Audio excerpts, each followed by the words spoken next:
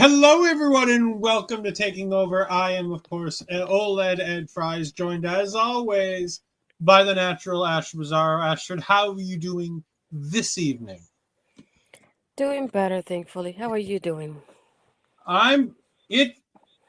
It's been a long week for OLED, especially the weekend. Like OLED got wrestling ambitious over the past, I want to say, week.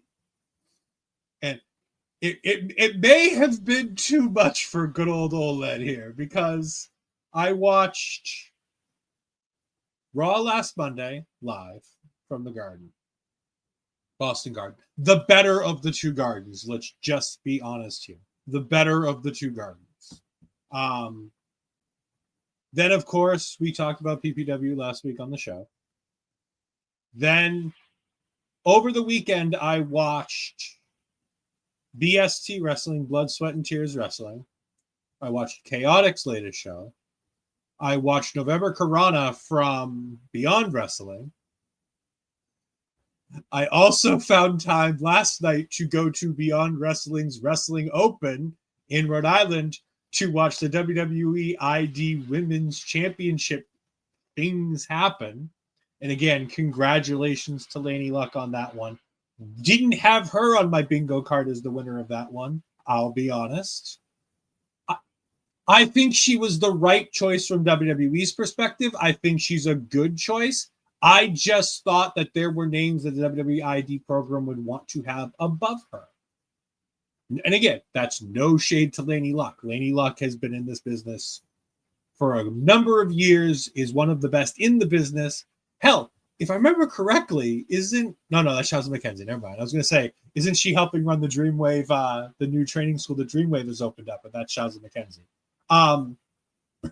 But being able to see all of those women last night, the 6 women we had in the one fall qualifying match, to then go into the match with the other 5 women in the elimination match, was just fantastic. The opportunity to see talent that I didn't know when I'd have the opportunity to see them again in the Northeast, like Brittany Brooks, who we've talked about on this show, Nixie XS, who we talked about on this show, who I found through this show, Ericademia, who I found on this show, who I bought merch from last night because OLED had to spend as much money as he could because these meet and greets are going to kill OLED's pocketbook. It's been But it's worth a it. week. Not to mention, we had to watch and enjoy West Coast Pro Wrestling, which again was just the cherry on top of everything else because this show was a bit of a banger. And like I said, we pick these shows because we look at the match cards and go, this is a match I want to see. This is a match I want to see. You know, Karl Fredericks in the early days of his return back to the indie scene. Like him or not, having Gabe Kibb on an independent wrestling card, it's a bit of a, and especially having that one-on-one matchup. 2 incredibly talented wrestlers who both were trained in Japan, you know, who both spent a lot of time over there in Japan working with each other. You knew that match was going to be a bit of a banger. Maya World versus Willow Wessels. That's just like having Willow on a show.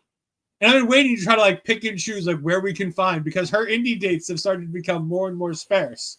So it's like finding a show where she's on it, where the rest of the card is really good, was hard to do. Being introduced to great new talent that we're going to talk about in just a little bit was sensational.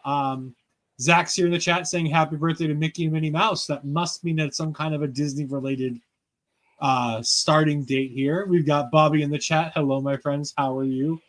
I am good as long as I don't look at the vertical side. If I look at... So, for those of you that don't know, I'm experimenting with StreamYard's new thing to have both landscaped and vertical presentations of our show. One, that means that my screen is a fucking disaster right now because I'm looking at 2 OLEDs, 2 Astrids, and a chat while trying to keep up with notes on another screen and making sure that the stream's running okay. So OLED is in a bit of a tizzy here right now. So we're gonna Yes, STG. You won by Okay, Linda. 0.35 points in fantasy football this week. Fuck you.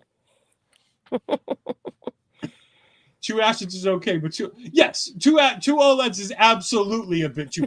1 OLED is a bit too much, let alone 2. Where? If I have 2 OLEDs, where's my drink at? Hold on. Where's my bottle at? Here, hold on, let me pass. I heard the PCP title back, so here, let me pass it to you. And the funny thing is, we could do that because you have a bottle of Fireball now with Randy Orton's signature on. Somewhere. I don't know if I have it here, to be honest. Yeah. But anyways, we are here to talk about. We also have Millie in the chat. Don't want to forget Millie. Hello. No. I always have to switch to the landscape version, not vertical, because it throws me off hard. Yeah, imagine trying to stream with the both of them side by side in this room. Mm-hmm. Thankfully, I believe Astrid's found out how to turn it off, so she shouldn't have to see both of them. Oh no, she didn't turn it off. Right above our heads is a little button that says show vertical or hide vertical. You can do it that way. Well, I'll figure it out. Here, I'm going to give everybody a little look behind the curtain. No. Yes. We're going to do this. This is going to be fun. So, if I share I can share this. This is going to go a little Inception on me, but here we go. No. This is what it looks like. Yeah, so Inception. There's OLED Inception. You now had so many OLEDs on your TV screen, you don't know what to do with. I'm definitely going to need a drink. That's fine. I do too. November 1st, the 7-year anniversary of West Coast Pro Wrestling. We are here to talk about how the West was won. This is indeed a fun show with a fun promotion. Katie Scarlett is their ring announcer. She did a fantastic job. Really enjoyed her. We had, let me see, I put this in the notes even though Ashley didn't have it in there. We had James Kincaid and Righteous Reg on commentary. I'll be honest. He said Righteous Reg multiple times on commentary, and I missed it. Nope. However, I thought the commentary was really good throughout the show. I really did. I thought it wasn't the best commentary team we've had. And again, we've had some really good commentary team. Again, it's hard to beat Ashe Wrestling and Chris Lee and Swole. Like, they're at the top right now of like our commentary teams. Yep. You know, no shade to my love of Chaotic. And again, we kind of get a pass on this because we didn't have commentary for PPW. So we don't have to worry about shading Papa Smokes and Bobby Munson. Because when we reviewed that last week, we were not given a copy with commentary. All right, so STG asks a good question as we're sitting here talking about this. What is good commentary to you both? Astrid, you give your example, then I'll go ahead and give mine. Because as he says, some different definitions. And actually, the two of us have a slightly different definition to this. Somewhat, yeah. I think for me, what made Usher really stand out was that they gave us information on the wrestlers and they helped us recognize who's who in the match, especially the people that are watching it for the first time. And on top of that, they gave us backstories. So anything that we missed before, they're like, hey, so-and-so won the championship from so-and-so, and things like that, like basically telling us to how we got where we are right now. And they gave us background on the people, telling us about like their stories and their styles and things like that. I like hearing those backstories more than anything, and how it's connected to where we are at that moment right there and there for that particular match, for example, or that particular promo that's happening there. And that's why I like the show a lot, because they gave a lot of details to it.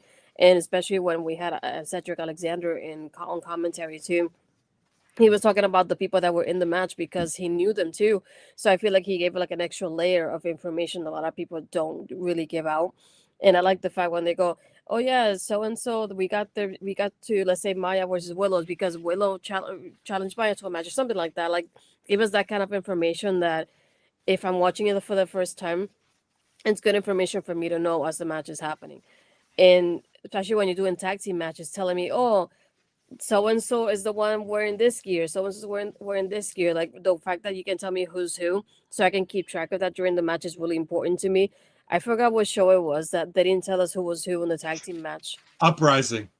It's And Uprising. then yeah, and it was really confusing at first, especially with the twins. That was very specific because we had a set of twins in the show, and they didn't tell us which one was which. So I was like, how am I supposed to know from my notes which one is which? Are you telling me about? Because I have no idea. So I feel like that they could have done better at it. And I think it was only one guy, so I felt bad even just giving that kind of feedback. But he was by himself at the same time. Um, but yeah, I feel like the more information you give me, especially because I'm watching it for the first time, I feel like that's the better for me in the end. So my definition is a little less wordy, but um, a little bit more intricate. I want a commentary team that can do all of the things Astrid said. I want to know the everything about everything, but I also don't want to be beaten over the head with it like WWE sometimes does. I want it to be so suavely put through, so swiftly put through the commentary that people who are watching for the first time feel like they've been watching forever and they know everything going on. But like a Marvel movie, the more you watch, I did call Astrid wordy. That definition was incredibly wordy. For people who watch regularly, you don't feel like you're hearing things that you already know for the 13 millionth time. So there's a big difference between the two. The other thing I would say is I like a bit of a contentious booth. I like a booth where somebody gets a little bit in the other space if they need to.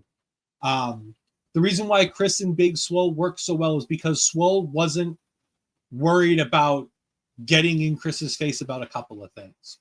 She was able to disagree with Chris. Whereas with West Coast Pro Wrestling here right tonight, hello, Miss Mel. Why did I know Mel would be watching tonight? Of all, just out of sheer coincidence, I was sure she'd make it on time for tonight's show.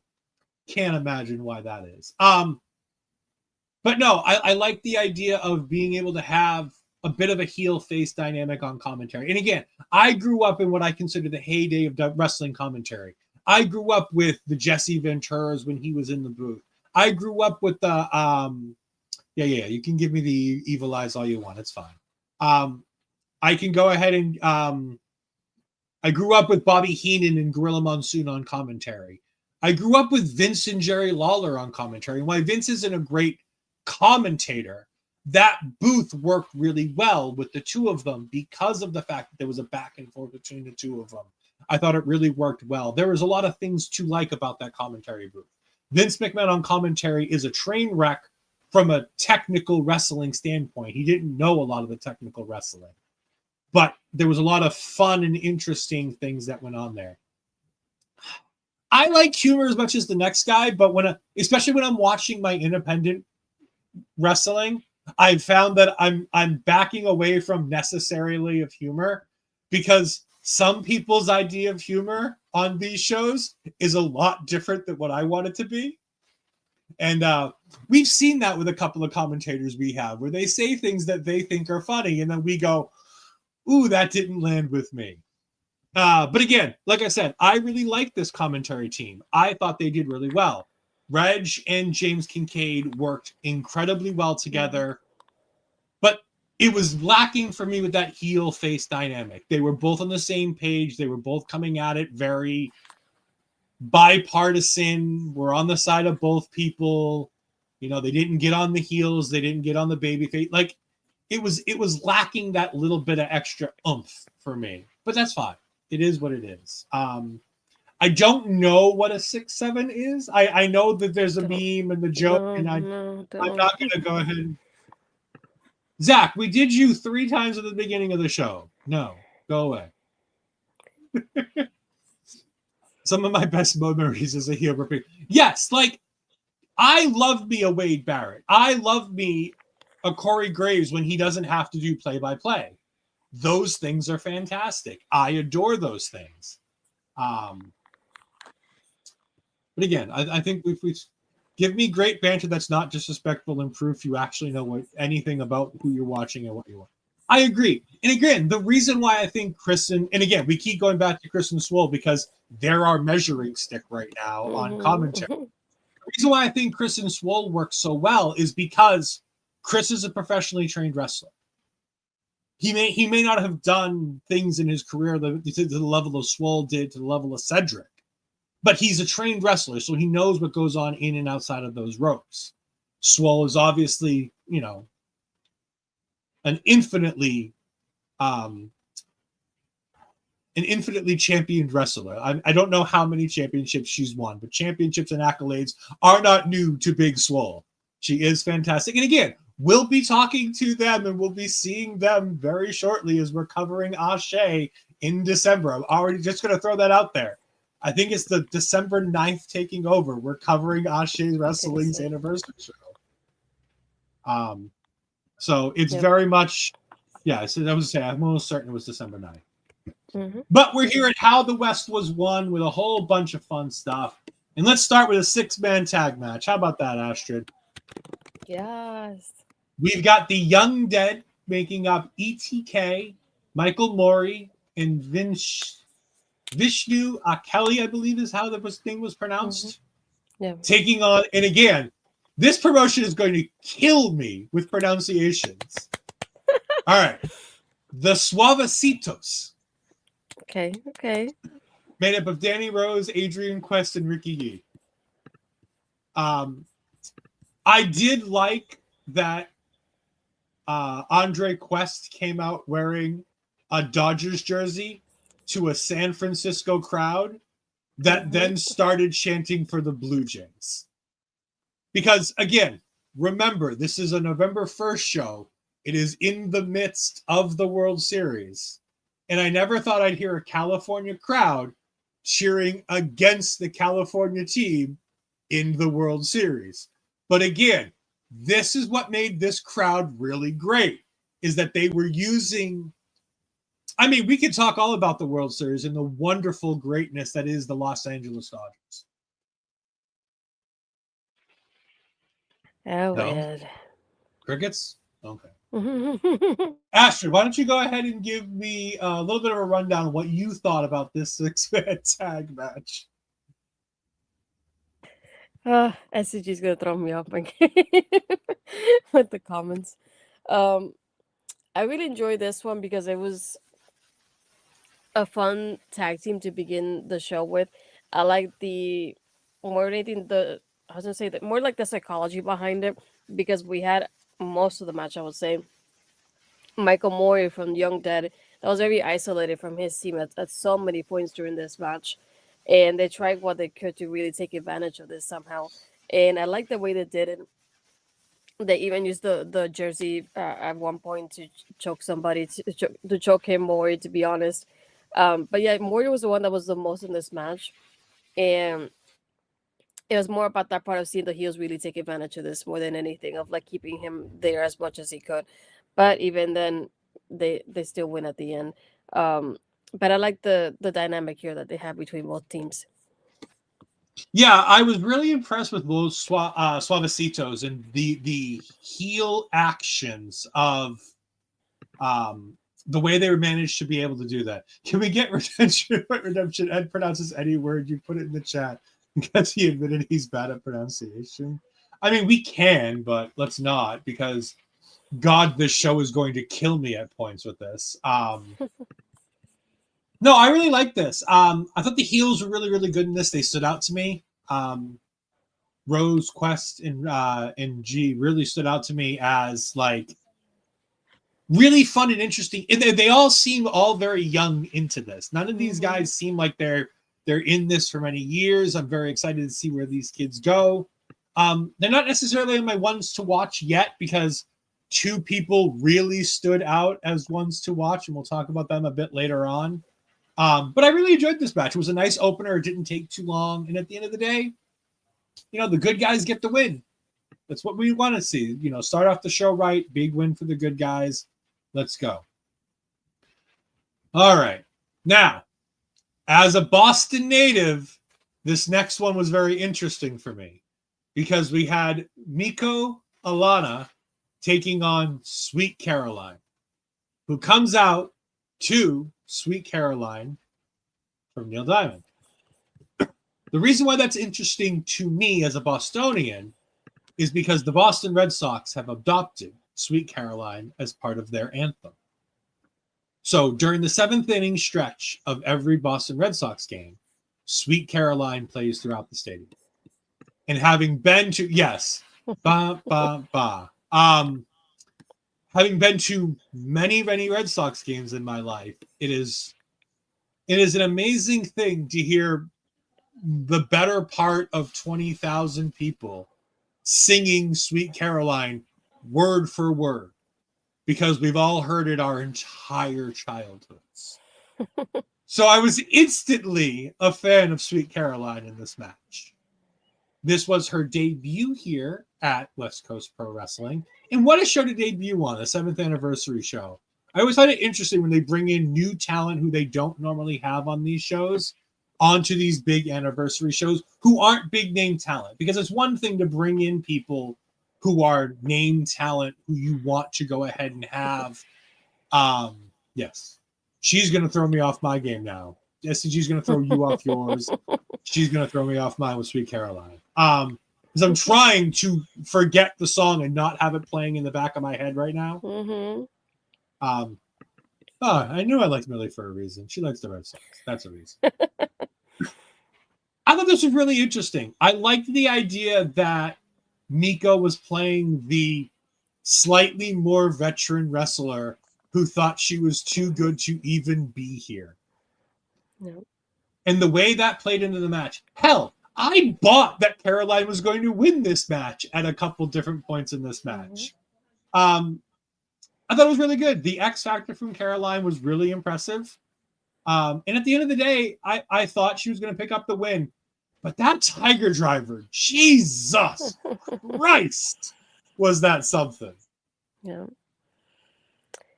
I love Miko being the powerhouse, though, more than anything. Like, she does her role so well. I can give you that much. Sweet Caroline, when I saw her wrestling with her kicks, really reminded me a lot of Cassie Lee, aka, from from TNA. Peyton Royce from but yeah, the way she does her kicks, like especially when she does them to the side, the way she kind of does it, very similar like that too. I like the dynamic here between both of them, like you said, because we do get Miko being, I'm the veteran here, and I feel like I'm more confident. I can like outsmart you because you're the younger person and you're the person with barely any experience. But when Caroline really picks up the speed, she really picks up on it because she does the head scissors. She'll keep going at her for a while, and then Miko would do one move and like stop her. And like you see that back and forth they have with each other, and it's like Sweet Caroline would do a couple of moves, pick up that momentum in the match, and then Miko would just stop it with just one or two moves and give her that back and forth they had here. And I loved her Fisherman Buster with the bridge. That was pretty well done too from Caroline. But yeah, I had so many points that I thought that Caroline was gonna win too, because the back and forth they have with each other, she was picking up a lot of momentum pretty often during the match. But Miko wins at the end. But still, I feel like it was a great showing for her. And just both of them in general, because I like the dynamic they have with each other here, and the story we had of like, I'm overconfident because I'm the veteran, you're still not going to beat me. And she does it in the end. Yeah, I thought it was a really well-told story in a match with two younger wrestlers who really put on a hell of a show. And at the end of the day, I was very intrigued by this match. Speaking of matches that were intriguing for reasons I didn't expect, we are having our first multi-promotional storytelling that's happened. So when we covered Action Pro Wrestling in ROH's Dean 3 show, we met a man named Mad Dogg Connelly. And in that match, Mad Dogg Connelly worked with an eye patch. We found out tonight why he worked with that eye patch. It happened to be at West Coast Pro Wrestling's event prior to this match. Mm-hmm. So it wasn't this show. It was the show that they had before that, where they had gone ahead and had Mad Dogg Connelly in an I Quit match where he had a stake driven into his eye, which caused the eye injury that he wrestled with at the show. I think that's kind of fun for us as we've covered both of these shows now. So it's a little bit of a, sidewinding story. With all the variety of independent wrestling, do you take notes about wrestlers that are up and coming for the? Absolutely. I now have a list of wrestlers that I like purposely go and find places that they're working and promotions that they're working. On top of the fact that I also have a list of promotions that I want to keep up with. Like the great thing about, and again, we'll talk about it when we talk about it more when we have shows that are on it. Indie wrestling television, IWTV, pay the $10 a month. If you're into independent wrestling, there is something for everybody there. If you're the deathmatch sicko like our good friend Lauren Goodnight, you've got CZW on there. You've got NHB, No Holds Barred Wrestling. You've got things on there that you can get. If you like the things like I like Dreamwave, like Uprising, Beyond Wrestling, all of their stuff is all on there. Action Pro Wrestling, places we've covered, because guess what? That's where we're finding a lot of this content, because not everybody's telling their stories on YouTube. We love it when they have YouTube because it makes it easier for us to promote those shows. And by the way, West Coast Pro Wrestling is all right up here, including West Coast Pro Wrestling on their YouTube. So definitely go ahead and check that out. So yeah, it was interesting to see Mad Dogg Connelly again. This is now the third show that we've seen Mad Dogg Connelly on, because we also saw him on our show with JCW.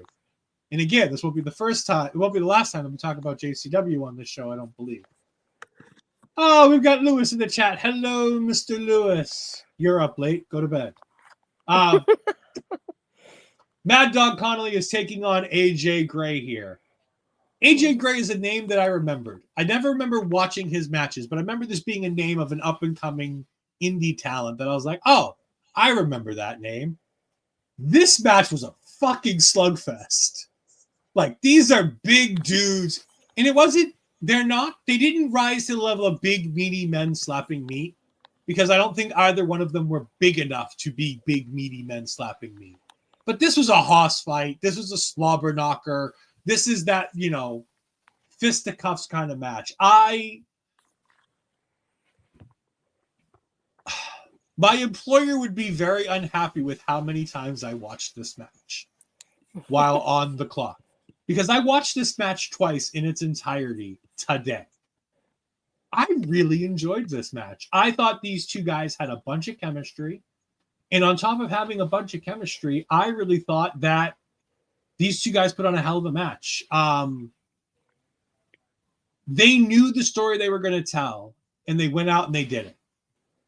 And the things they did were... Nothing was super complicated, but everything looked great.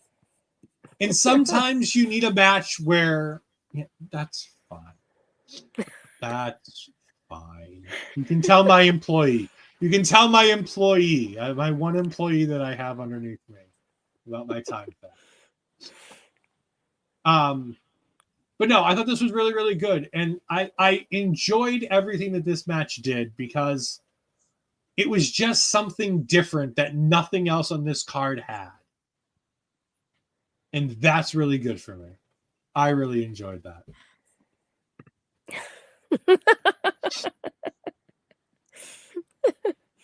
I mean, I ran a gas station. I ran a gas station on my own at one point, so I did have subordinates below me. So I think what I like the most about this is, and even with this whole card, is the styles that we get out of this, because this one had the powerhouses kind of going against each other here. And it's completely different from any other matches we have on this whole card too. You can't compare it to any one of them. And I feel like they did really well together. There was, for me in this card, there was no bad match whatsoever. There was no match that I'm like, okay, I can skip this. Or I could just watch it at 2 speed because I'm not interested in it. I had nothing like that going on with this. Not even with the whole card altogether. But yeah, I like overall the chemistry they have with each other. Even with the styles being kind of similar to each other, how they still are able to mesh so well during this whole match. And I like the fact that, like what you said, even I didn't realize it because I was mostly watching instead of listening. And then when you told me about the Mad Dog thing, then it just made me laugh thinking about the continuity of it at the end. I'm like, we love a good storytelling, especially when it goes across promotions. Why not, And the fact that we get an explanation like this is something that I wasn't expecting during this whole show. But yeah, Like it the was a good fact match. that, and like I said, the fact that it's just like this random throwaway line, like he Mm-hmm. was on our last show, he was in this I quit match, and it led to this eye injury. And like they didn't even reference the other thing, but I'm like, as I'm listening to it, I'm putting it together, and I'm like, wait, Mad Dogg Connelly, eye injury. Oh my God, their last show was the show right before Action D. And I'm like, that's just kind of cool that we kind of cover it like that. So we get these cool little things. We move on to our first title match of the evening as all of the West Coast Pro titles are on the line. And this is our West Coast Pro Golden Gate Championship match. I do love me a promotion that names things after the places that, like, it tells me exactly where this promotion was. If I hadn't listened to commentary and they told me that they were a San Francisco promotion, I would have known, hearing Golden Gate Championship match, all right, we're in California. We're in a specific area of California if we're talking the Golden Gate Bridge. And this is from Flyboy Andrew Cass, who holds, I forget what they called their special cup that he won, but he won some kind of a tournament for a cup, which is always nice. You love a tournament with a trophy. Those are always cool to have. Taking on the champion Alpha Zoe. Alpha Zoe is my first one you have to watch coming out of this, because this dude is incredible. Flyboy Andrew Cass is probably one that you should watch too, but it's not my preferred style of professional wrestling. So I'm going to talk about Alpha Zoe, who's a bit of a bigger dude, who's doing a lot of the power spots in this match. And the fact that this match is as good as it is, babyface versus babyface, because the story is Alpha Zoe's like coming out with the championship, and he's still bothered by how he won this. And they don't fully explain how he won and why he's so conflicted. But I love the idea that like, there's a babyface who won the title in a way that he must not be too thrilled with, and came out with this like little bit of a hesitation on it. Love it. It gives a built-in story to the match they can continue to tell. Andrew Cass was sensational in this. I thought he was great. But again, to me, it's just the power of Alpha Zoe and the way he's able to ragdoll Andrew around the ring was just fantastic. Ashley, what you got about this one? I hope you don't judge me for my comparisons, but to me, Alpha reminded me a lot of Obafemi, and Andrew reminded me a lot of a younger Nathan Frazier before he has the gear that he has now when he was a little bit younger. And that's all I could like kind of draw in my mind as I was I watching kept this going. match. I kept going Mandrews for Flyboy Andrew Cass. Mark Yeah, that's Andrews another from one. Yeah. NXT UK. I Mm-hmm. mean, I like Alpha Zoe. He's not nearly as big and beefy as an Yeah. Obafemi. He has a similar style to Obafemi, Yeah. but Exactly. he's not nearly that beefy Yeah. dude. Like when Yeah. Oba came out on NXT a couple weeks ago, I looked at him and go, oh, he got bigger. Yeah, but for me, the comparison is more about like the style because they do have similar styles. Like Zoe, definitely, I feel like he kind of wrestles sort of like the way Obafemi does. But the Andrew reminded me of a very young Nathan Frazier when he was like AW Dark, for example, like that kind of Nathan Frazier that I was watching. So watching this, it just reminded me a lot of that. And then Zoe, such a powerhouse. Like the way he just moves is so smoothly done. It just that's why I said it reminds me so much of Obafemi because he does moves that he probably shouldn't be doing, but he does them so well and smoothly. It just you don't even realize it when you're watching it. He did almost like a black hole slam at one point. It almost looked very similar to it. Very nasty too. And the whole back and forth they have with each other is like it's kind of similar to like that Miko's with Caroline dynamic of like you have Andrew doing the sort of move, but then Zoe is able to like break him down with just one move because that's how powerful he is. And I love the dynamic they have with each other here. And it's like at one point I think it was yeah, Zoe went to do a splash and it was countered by the knees too. But even the lariats like that was so nasty too. Even when Andrew was counting them, doing the counters too. But I was surprised at the end that Andrew won because I really thought that Zoe really had this match in the bag. So I was very surprised at the end when it was a 3 count and Andrew was celebrating. I was like, "Are you sure that was a 3 count?" Because I was not expecting that to happen to begin with. But again, they had a Andrew, great match. trust me, you weren't the only person who's surprised. Flyboy Andrew Cass was a bit surprised that he won. Alpha Zoe, once he came to, was a bit surprised that he lost. Yeah. The crowd seemed a little shocked that he was like. I don't know if it was me.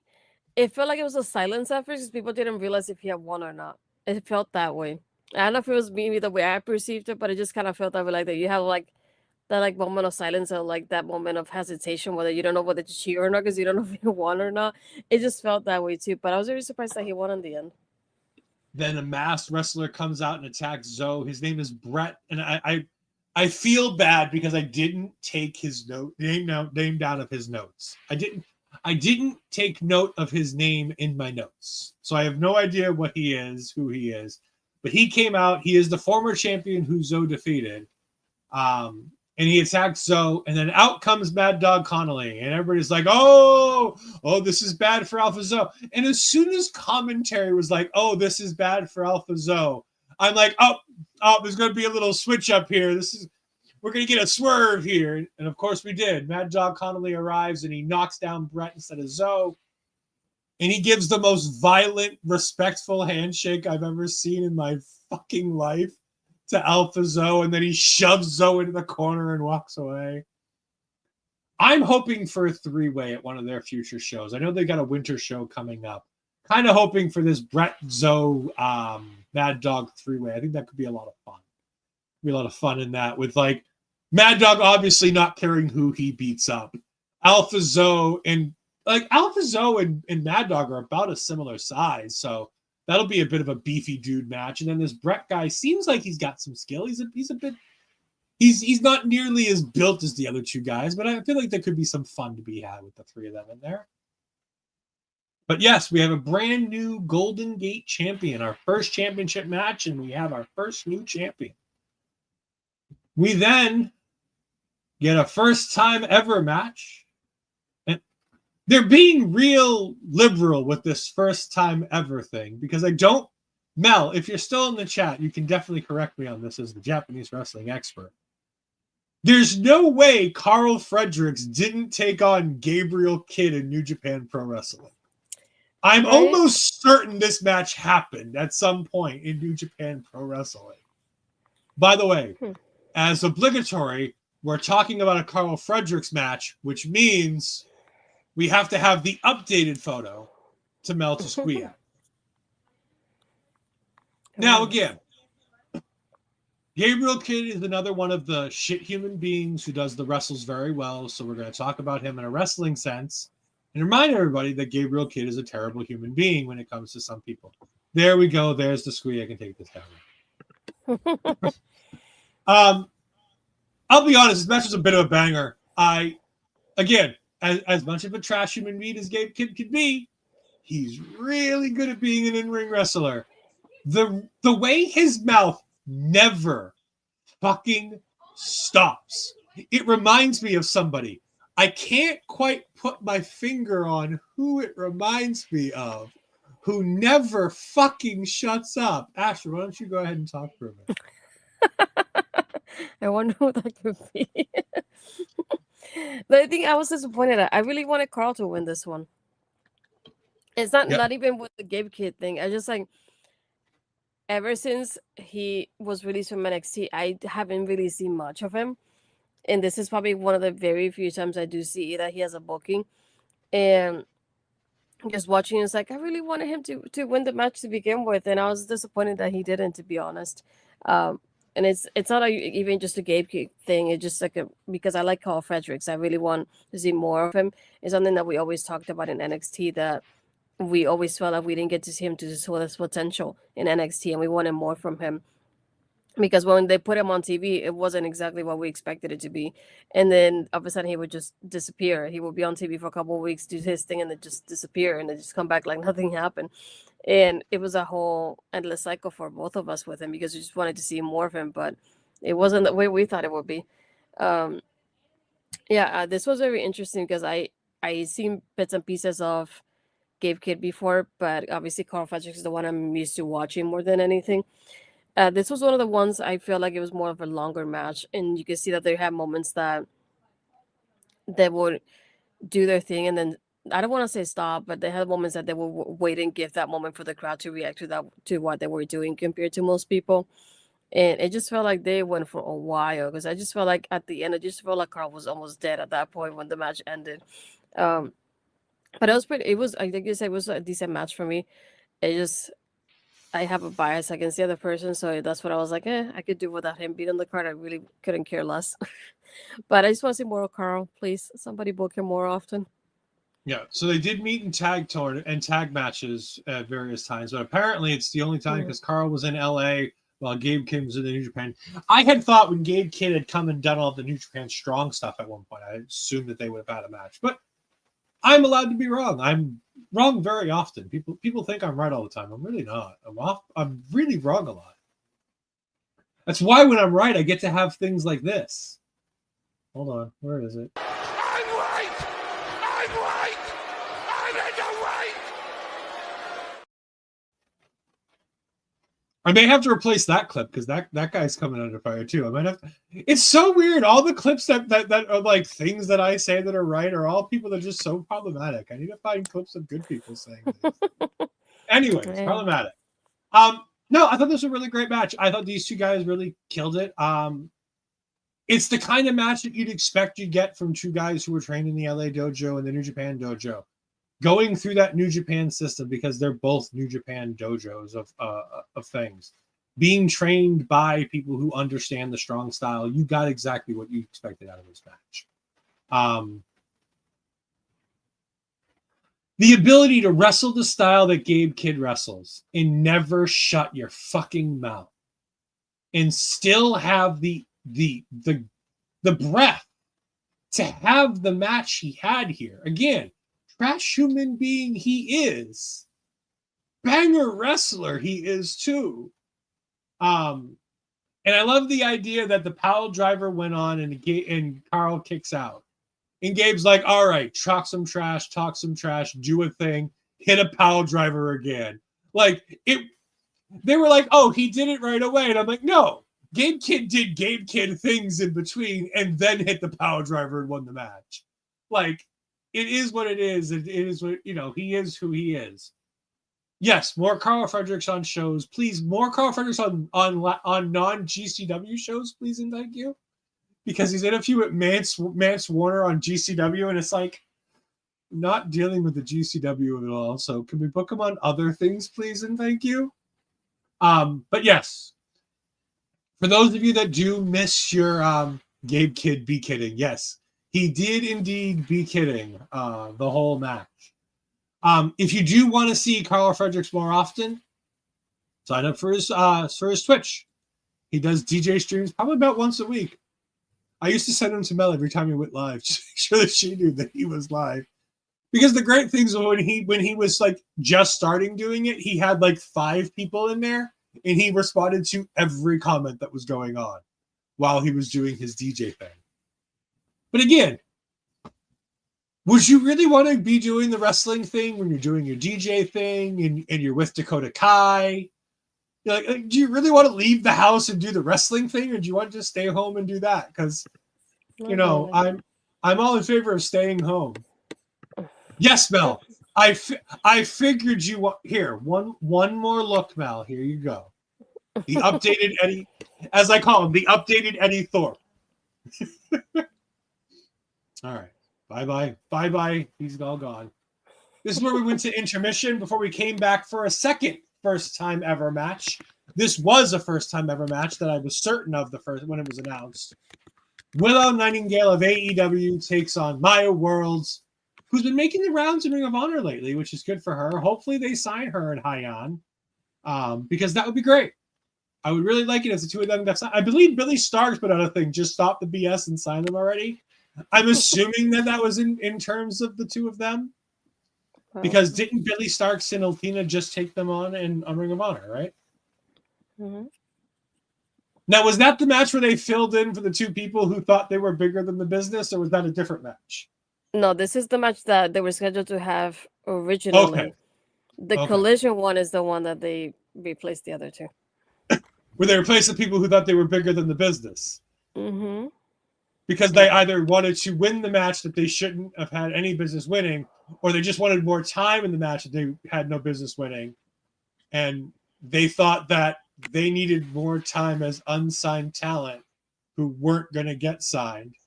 And so they just left so they didn't get any time, as opposed to getting just a little bit of time. Yeah, so the Ring of Honor one is the original plan. Okay, so Ring of Honor. Mm-hmm. I love how I'm just sitting here throwing shade because it's just so, one of them deserves to have Shane thrown at them, and the other one's just kind of stuck in the middle, and obviously making poor life choices for herself. Mm-hmm. I did see one indie promoter saying, "Yeah, good luck getting booked on indie shows now." If you, and by the way, I think it's kind of funny considering that person's been on the market for a long time. And I've seen like 5 advertised show that person's on. Mm-hmm. Like, Karl Fredericks been released less time, and I feel like I've seen him have more matches than that person. Mm-hmm. All right, enough hate. Willow Nightingale versus Maya World. Maya World is the it girl and deserves all of the praise. AEW, sign her now, please. This is just a great match. The only disappointing thing about this match is that Willow didn't come out to Willow's AEW music. Mm-hmm. To her old indie music, which is fine, which is good, but it's not the Willow music from AEW that always makes me smile. You know. Mm. Yeah, I was sad that we didn't get the Willow music. Otherwise, bagger. What'd you think of the match, Astrid? This was so. I like at the beginning when they start imitating each other. That was so funny. The way that Willow does Maya's. Well, I think Maya did it first. No, yeah, Maya did her Willow's impression first, and then Willow did Maya's at the end. But I like when the dynamic that we have in this match, particularly because it's one of those that Maya's like, yeah, I might be more of the rookie compared to Willow, but that's still not gonna stop me from showing off who I am. And I like the fact that she would do a kick up, and then all of a sudden she would go like this to Willow. It's like, no, no, no, it's not gonna work with me. And then Willow does her kick up, and she's like, ah, see, I can do it too. So it almost looked like that, kind of like that friendly competition they have with this to see who can one up the other one. But again, I like the dynamic here because they're such powerhouses with each other. It's like one would hit the other one, but it's like the other one would barely move, or they would try to one up the other one from what they did before. And they had so much fun during this whole thing. I feel like even the crowd didn't know who to cheer for because they wanted to cheer for Maya versus for Willow at the same time. But overall, I love the dynamic here. I love that Indian, even with Willow when she shakes Maya's hand, and it's like, this is one of those moments that's like, we present to you somebody. It's for those of you that don't know about Maya. This is a good introduction to her as well. And again, like we've been saying it for weeks now, she's been in a few of our shows at this point, and she's been killing it. She's everywhere, getting booked everywhere. I don't know how she does it, to be honest, but I hope she does get signed because I feel like it would be one of those, like, it's kind of like when it happened with Willow when she got surprised with the graphic and everything. I feel like it'll be one of those moments too. That will be one to remember in AEW when it does happen. But again, Maya's killing it, so keep that going, girl, because you're doing amazing. Yeah, no, I thought the match was great. And of course, Maya World is getting booked everywhere. I just feel bad that I feel like we're a curse on her because every show that we see of her that we're like, we want to cover this show, Maya loses. We want to cover this show, Maya loses. We want to cover this show, Maya loses. I almost feel like we shouldn't cover any more Maya World matches just so we can start having her win some matches on the independent scene. Because poor, and again, no fault of her own. The booking of winning and losing isn't Maya World. And again, you'll hate me for this one. One person gets over, the other person goes over. Willow went over, Maya got over. Not that she wasn't over when she came out. I'm just trying to see on this list. I'm looking up the women's 250. Willow Nightingale is 27. Where is Maya World on this list? She's either 40s or 50s. That's what I thought, but I'm not seeing her. If I remember correctly. I think didn't you? I think you posted it somewhere. I think it was. I have the list that I posted, but for some reason, like I said, I'm on the women's 250 from 2025, and I'm way too far down the list for Maya World. So we're just gonna move on. I thought she was in the top 52, but I'm not seeing her name, unless she's ranked higher than Willow, which would be a bit of a stretch. I don't think it I don't was. know. We're going to skip it for now because I can't figure it out. If you look up Blue from the... oh, here, 84. Found her. Oh, it's okay. It's not far down. Yeah, there she is. Maya World. Number 84 on the PWI. So 27 versus 84. Again, to even consider that we have two women on this panel from that thing is pretty impressive. But that's not the end of our women's wrestling because we have our West Coast Pro Women's World Championship match. Johnnie Robbie taking on Dani Luna. Astrid, what you think? Oh my god, this match was so hard hitting. And it's one thing that I realized while watching this is that I was more thinking while watching TNA that I like Dani with Jody Threat. But now that Dani has been by herself since they disbanded as a team, I've seen Dani get booked more in the indies pretty recently. And to see her having those matches that are so hard hitting and completely by herself, I like the fact that we get her highlighted so often now because she is doing her singles run. And I feel like it was great timing for her. I love that at one point Johnnie does 3 lariats to Dani and Dani barely moves. She just moves back a little bit and goes back and she's like, nope, that's not it. And then she does it at least 3 times and still doesn't do it. But I like the fact that there's so many points in this match that I really thought Dani was gonna win it because she was in control. She had that power. Every time this was one of those like she was in control most of the match, so I really thought she had it. So at the end when Johnnie does her Meteora from the top and then she wins, I was very surprised about it.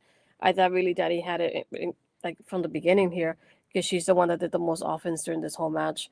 But again, she's such a powerhouse and she looks so incredible. I'm glad she's doing this part where she's doing the singles run here. She's just doing incredible work here whenever she's by herself. And it's something that I didn't think I would say because I enjoyed her with Jody, but at the same time, I like that she gets to highlight herself here by herself. I was introduced to Johnnie Robbie on this card, and I can say I did not expect nor respect your game enough, young lady. My God, was she really good? Her selling is sensational. She was beaten the fuck down through this entire match. Dani Luna was a beast in this match. The only criticism I could talk about this match for 5 minutes about the great things that went on it. We got to interview Johnnie Robbie. Oh, that's great.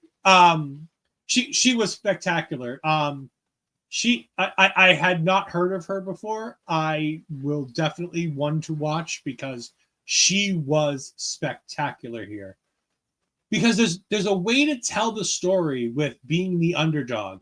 It's just not normally that the underdog is the champion going into the match. Ooh, LA Dojo Girl. Okay, that makes a little bit more sense. Would make sense considering she's out in that California area doing these shows. The one criticism I have of this is a bit of a nitpick, but I want to bring it up because I think it's important. Johnnie does the Meteora from like the first rope and she does like the straight Meteora on her with the knees and she doesn't get the 3 count. Then she does a couple moves and then Dani takes over again, but then she hits her with something else and she goes to the top rope to do the Meteora from the top. And Dani just stands in position, not selling, not really stunned, back turned to the top rope, just waiting for the spot. I just didn't like it. it's one of the things I don't love a lot about AAA, CMLL, places like that, is there's the waiting for a spot. I don't like it in any wrestling company, but I see it a lot more in the Lucha Libre style, where you know the spots you're going to do, you know the spots, and you help get the spots done. And it just, she stood there just long enough for me to notice that she was just sort of standing there waiting for the spot to happen.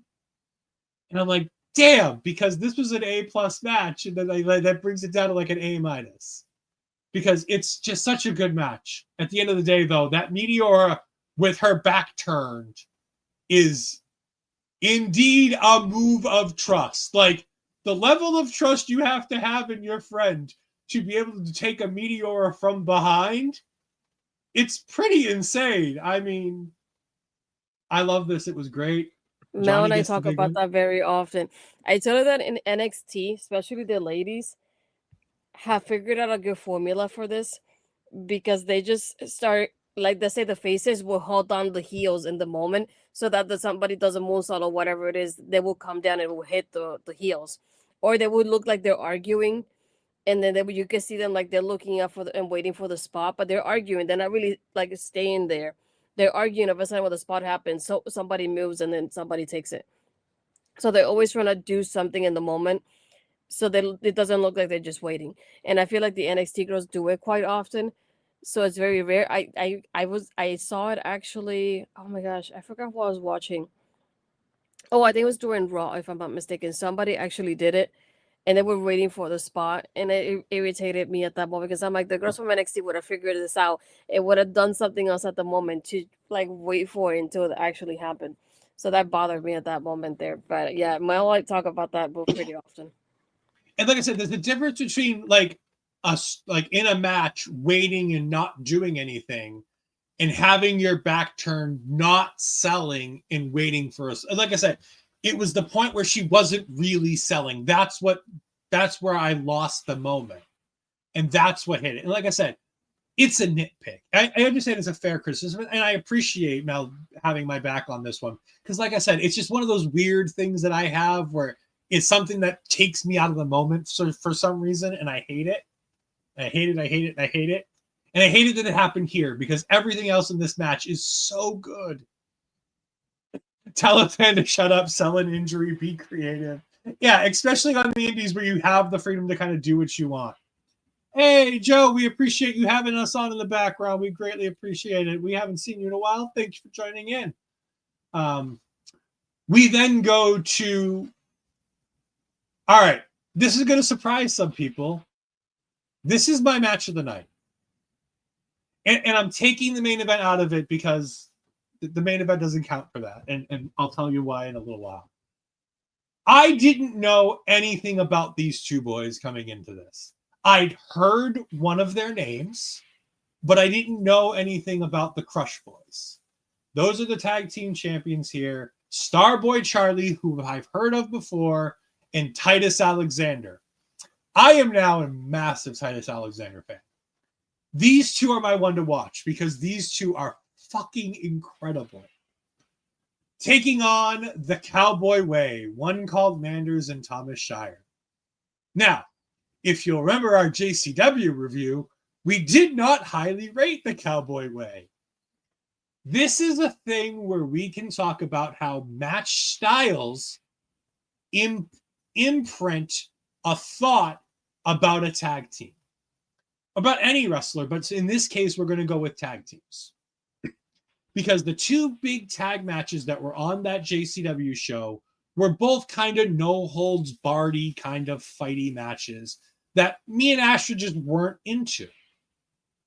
So I saw the Cowboy Way and went, oh, goody.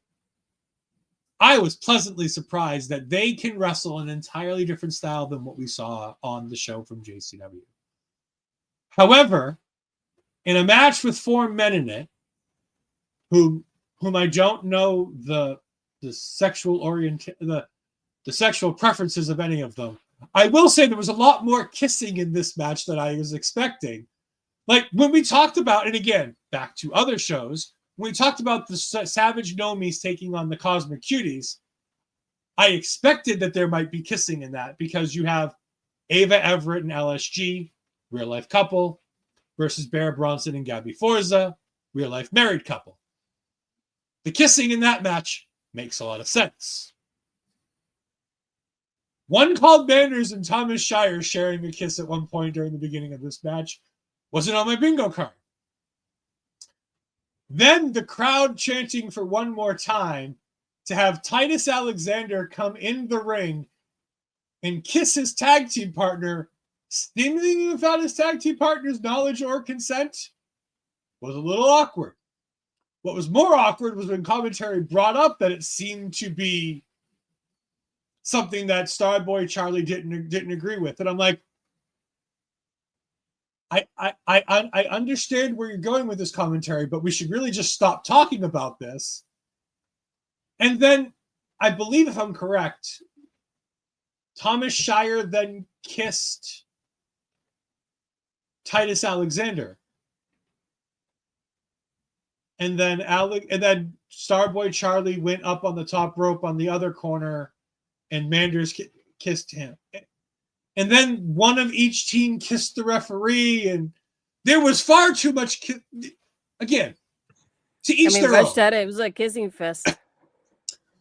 Love who you want to love. I don't care who you want to love, who you love. All love is love. Like, as long as you're not hurting nobody, I don't give two shits who you love.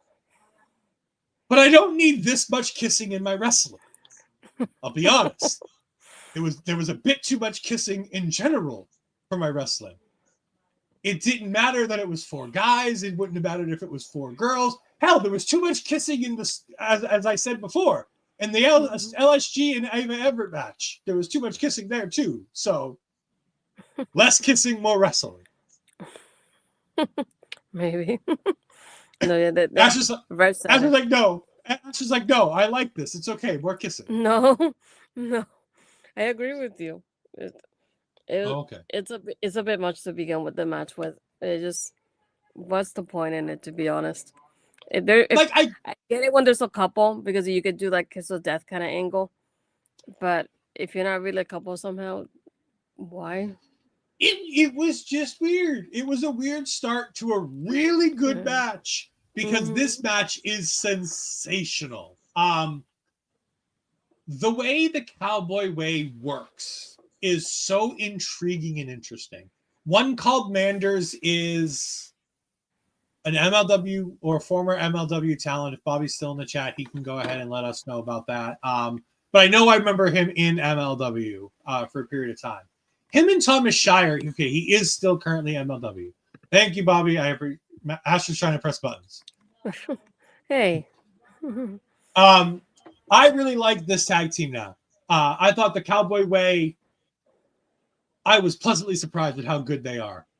I was really impressed with Thomas Shire's ability to work a fake injury.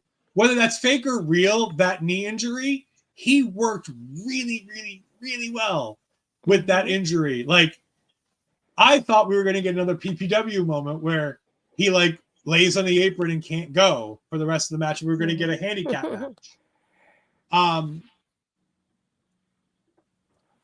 But Starboy Charlie and Titus Alexander, to go back to comparisons that may or may not upset people, Titus Alexander reminds me of Chad Gable and Jason Jordan put into one package. Because he does the chaos theory, as a finish. He has that look of a Jason Jordan, but he has that charisma of a Chad Gable from American Alpha. Like, he's got that vibe to him. Starboy Charlie is just a star. But he reminds me a bit of, it's a name that you mentioned earlier. He reminds me a lot of a Nathan Frazier. He's got that speed, that ability, that high flying to him.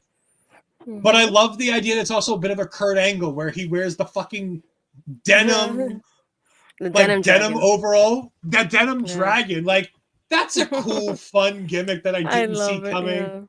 And the idea of like bringing the straps down and then not getting the finish of the match, so he brings the straps back up just to take them back down again. I loved this match. I was so happy that I was able to watch this after I finished my my work day, that I was really able to go in there and just watch the match. This is absolutely sensational. One called manager is great, but my ones to watch for this whole card, if I can only pick two people, it is absolutely the Crush Boys, Starboy Charlie and Titus Alexander. Alexander's finish is called the Big Ugly. Interesting. They kept saying the Chaos Theory. They didn't really actually give it its actual name, because the Big Ugly was never once mentioned on this show on commentary. No. And even then, when I was messaging you while I was watching this, I didn't want to like give anything away because I know you were a little bit behind than I was. But I told you from the beginning, I said the Cowboy Boy just reminded me of Lance Cade and Sharon Murdoch, the way they were working here. And it's like, I feel like I went back to those moments on Raw when there was a tag team. And I feel like they reminded me a little bit of FTR as well. I feel like they had a good balance between both of them. But it just reminded me a lot more of Lance Cade and Sharon Murdoch while watching this. And I like the way they worked the match too, because they also isolated Titus for most of the match here. So they were working in such a way of keeping him away from Starboy for most of the match, I would say. But I like the chemistry they have, though. Like the fact that we get these guys they have like a slower pace to them versus the Crush Boys are very fast paced. So I like the contrasts and styles that we get from both of them here. But I really, like you said, I was like, I feel like the Crush Boys really stood out to me in this match. So they're definitely the ones I want to keep watching after this. But I enjoyed this match with the Cowboy Boy because I feel like it was better than the other one that we watched. So I definitely feel like this is the better match out of the two that we see from them so far. So that made me feel like I want to watch more of them. But I definitely think the Crush Boys are definitely my ones to watch after this. Definitely loved them. Oh yeah. Oh, this was fantastic. And again, like I said in the beginning, it just shows how important a match style is to your enjoyment of a product. Me and Astrid both are very forgiving when it comes to watching pretty much anything. But the difference in both of us with the talk about watching the Cowboy Way in this versus the other is okay. So the Chaos Theory is a rolling German suplex with a bridge at the end, which is fantastic. Oh, by the way, something we didn't mention, Jushin Thunder Liger was the guest timekeeper, and I loved how when the Crush Boys got the win to win the match, when Jushin Thunder Liger came in to present them with the championships, because they've been on an excursion to Japan, and Mel will really enjoy this. Instead of just bowing to Liger, they got on their knees and they basically like worshipped Liger as a god, which he should be, because he is one of the greatest Japanese wrestlers of all time. And again, his in-ring skill will be eclipsed by people like Omega and people like Okada and people like Naito and all of that. But Jushin Thunder Liger brought Japanese wrestling to the world stage to bring the birth of all those other guys. Okay, okay, that makes sense. All right, it works. Hey, I like the Big Ugly. I hope the rest of the commentary team start picking that up, because that's a fun name. But I thought it was interesting and cool that they, had that respect for him and being able to have him there, because Jushin Thunder Liger doesn't do a whole lot of appearances in the United States. So to have him on a show like this is a pretty big deal. No, Funaki was not the N-War guy. Funaki was just SmackDown's #1 announcer. Sorry, I keep doing #1 now because I saw Ichiban last night, and I just keep hearing #1 in my ear because that's what they chant for him, because he's #1 Ichiban. I tried to touch Chips with Ichiban, but I wasn't allowed. He walked past me. I was sad. That's what you get for not doing it to me. Ichiban didn't watch the show. He doesn't know that I didn't touch Chips with you. I want to say Liger is a god, but like the world went to crap when he retired. Like that makes him very godlike. He retired and everything else went to shit. Seems very godlike to me. But the reason why our main event, the championship match, does not count as a match on this card is because anytime you have a championship versus career match, it's instantly something fantastic. It's also extra fantastic when you have such a hateable heel in this match. Now, I will tell you, before watching this match, I have never watched a Kevin Blackwood match. But I will also tell you, just based on things I've seen on social media, I hated Kevin Blackwood's character from the moment I saw Kevin Blackwood's character. Because not only is he straight edge, he doesn't like alcohol, he also is a vegan.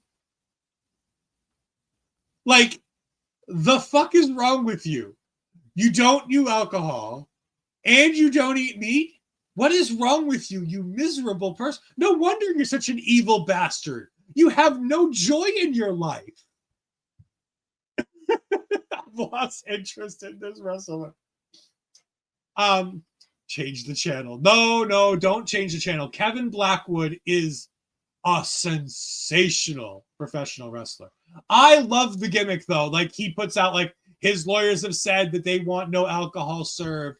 They don't want any meat products served at the, like, I love the idea that his, like, legal team on social media, and I keep waiting for, like, Luca Carusifino to tweet out some kind of paperwork that claims that he's his lawyer. Cucumber with anxiety. I love the fact that his social media makes him such a hateable heel that I hadn't even had to see him work to already be in Vinnie's corner. By the way, his opponent is Vinnie Massaro, who is a legend of the California indie scene, to the point where during the match they told us he wrestled John Cena. Do you know how long you've had to wrestle on the independent scene in California to have wrestled John Cena before he made it to OVW? Like, At least 20 years. 25, because isn't John Cena like 25, 26? Like, he wrestled at the beginning of his career. He wrestled John Cena.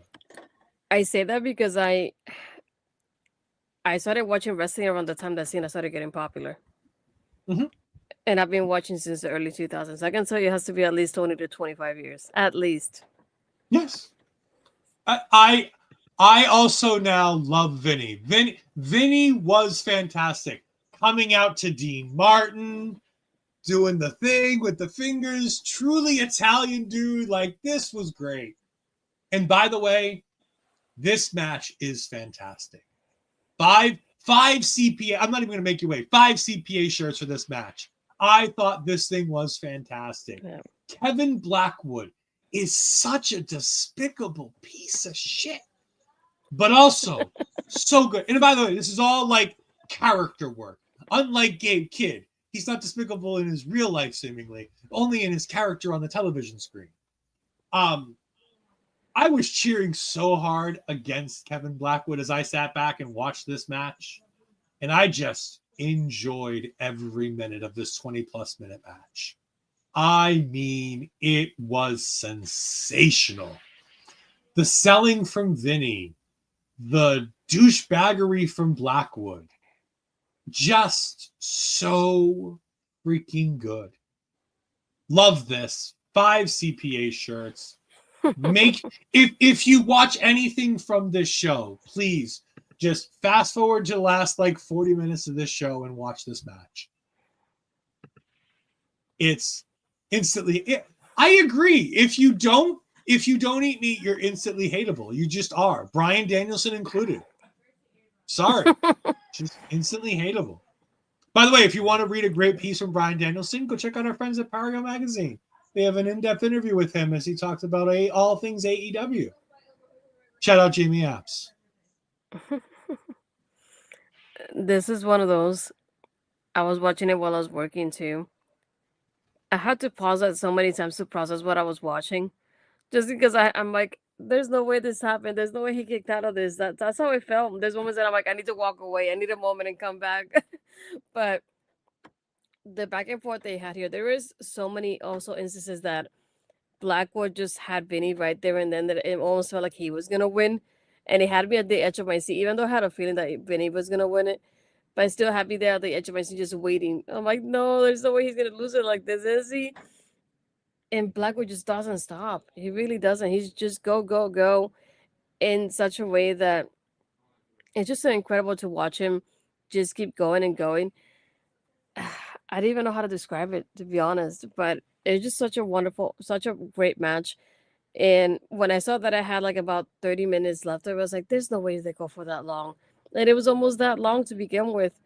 Um, I love that even at the end, like more towards like very, very end of the match, he even uses Vinny's elbow as a way to get back at him before before towards that finish there.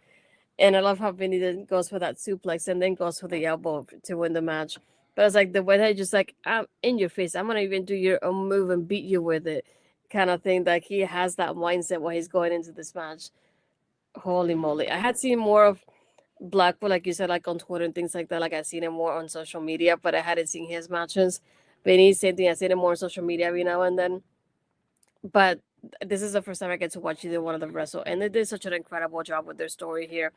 And I love when everybody comes out just to cheer on Vinny at the end and hug and celebrate with him that he won the championship. But again, Chef's Kiss, incredible match. 5 CPA shirts. However, production, I have a gripe with you. I have a gripe with West Coast Pro Wrestling's production team. Vinny goes to give his championship address, and he starts talking, and then we get on commentary. All right, folks, thanks for joining us. We're going now. Bye-bye. And I'm like, oh, they're just going to like sign off a commentary and then let Vinny talk, and then they'll cut the stream. No, they just fucking cut the stream at the beginning of his chat. I'm like, no, how dare you? I was so upset. I love this match, though. This is a great promotion. I'm hoping we get to go back to them at another point in time. They're definitely on our lists. Yes, my little heart. There's definitely not much to it, but that little heart that I do have did indeed break a little bit. We've covered Action Pro Wrestling a couple times. They're on our list of we just want to go ahead and watch them because we like what they do. Obviously, Dreamwave we've covered twice. We're going to be covering Dreamwave and Uprising in December. Spoiler alert. So be on the lookout for those because the Good as Gold show and the Uprising 7 show look fantastic already. And those shows haven't even happened yet. They're still announcing matches for them. We'll be back to December is going to be a lot of repeat shows that we've been to before. We're doing Ashe Wrestling again. We're doing Dreamwave again. Why we step? I don't know. I don't know why they cut it. Conrad, hello. If you want a great post show for all your AEW needs, go check out EPW Show on Twitter, on Twitch, and on YouTube. They are fantastic. We do love Conrad. Will you guys be doing a show next Tuesday with the U.S. Thanksgiving coming up? Yes, I will be doing a show next week with U.S. Thanksgiving coming up. Some of us have decided that they're not going to do the show. It's Mama Natural's birthday. I understand it's Mama Natural's birthday. We go on the air at 10 o'clock. Mama Natural is in bed already. How do you know that? Because I always hear the kids up at 10 o'clock at night, which means Mama Natural is in bed sleeping, or else they wouldn't be making that much noise. Maybe. Yes, the real star of the show will indeed not be here. I am working on getting a fill-in star. If the person I ask would ever answer me, that would be great. However, either way, if the funds are available, I will be going ahead and covering Fight Life Seance, which includes JT Dunn taking on what's his name? The man with the mustache, the one we always talk about. The signature move guy. Why can I not think of his name? Most marketable. Yeah, Richard Holiday. That's the one. Dick Holiday. Yes, Richard Holiday taking on JT Dunn for the Fight Life World Championship. She is a Latina on her birthday. You're Delulu if you think she will be in bed. No, that would be Delulu if I thought she wouldn't be in bed. I know Astrid won't be in bed. But Mama Natural Mama Natural, she's gonna be in bed. Maybe. She's gonna be in bed. I'll get a message from you at the beginning of the show to tell us whether or not Mama Natural's in bed. How about that?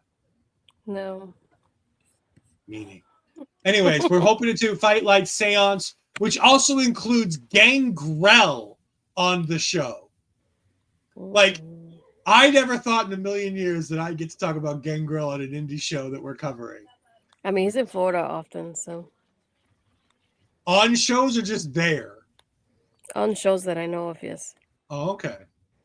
Mm-hmm. Is Hollywood Astrid a 2-hour nap sleep zombie? No, Hollywood Astrid takes about a 2-hour nap after work every week. No, it's not 2 hours. It's one and pushing it. Sure. Hey. Gangrel in his real voice killed the aura for me. Oh, Dave's voice isn't that bad. Anyways, if you want to go ahead and... Why can I not? Oh, okay. I can't click SGG's comment away. So if you can do it, that'd be great. There we go.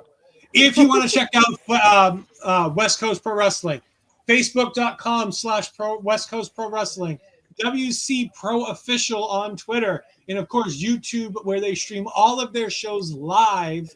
You can go ahead and check them out at West Coast Pro Wrestling. Thank you for them. This was a great show. We greatly appreciate it. For our local establishment, you can find us all at the places down below. All the podcasts on all your favorite social medias. Our local establishment. We are less than 100 watch hours away from going ahead and getting monetized. Please help us get there. We're getting so close to the first level of monetization. But Hollywood Astrid, where can we find you this week? You can find me. My Twitter and Blue Sky is Astrid Pizarro. My Instagram and Threads Astrid Pizarro 20. If you're on my YouTube channel, hit the subscribe button, hit the like button on the video, and you can comment. Let us know if you, whatever independent companies we haven't covered that you want us to cover too in the future. So. Yes, please let us know. It's in 2026. We're going to need some new promotions we want to cover. We've got a list going of places we want to go. We want to go international in 2026. So we're already looking at Rev Pro. We're looking at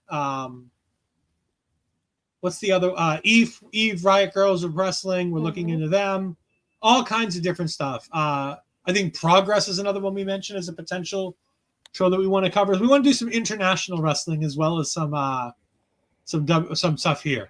Thank you all for joining us. We greatly appreciate it. I will be back next week as Hollywood Astrid will be big timing me and not being here. But I'm here for the people because I love the people. Thank you. We'll see you next time. Goodbye. I am in misery.